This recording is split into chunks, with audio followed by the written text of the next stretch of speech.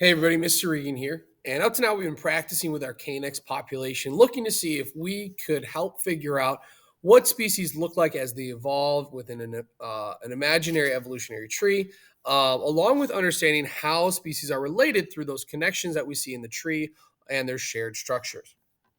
So, paleontologists use the skills that we've just practiced on every type of species they find, looking to help organize different species into our evolutionary tree.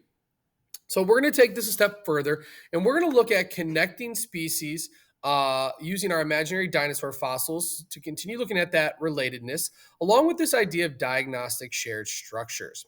So what's going to happen is you're going to be diving into a modeling tool to share your ideas and tell us which species are more closely related in our tree here. We'll have some common ancestors, we'll have some descent species, and then you'll have species you're filling in to these missing spots.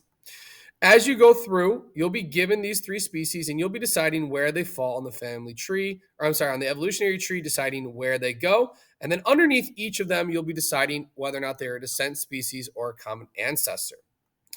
From there, you'll see these little new structure windows that you'll be clicking on and picking which of the structures is new based on the species that we have at the end of our evolutionary tree.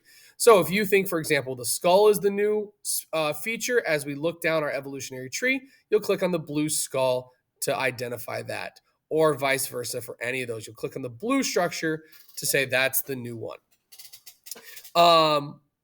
From there, you'll have to decide the relationship between the species. When paleontologists do that, they look for those shared structures by pairing by one pair or groups of species, but not by other species. So they look for those shared structures that are shared by one pair. So maybe these two have them, or one group of species, but not by the other. And that's how they figure out who's more related, who has those shared structures, who doesn't.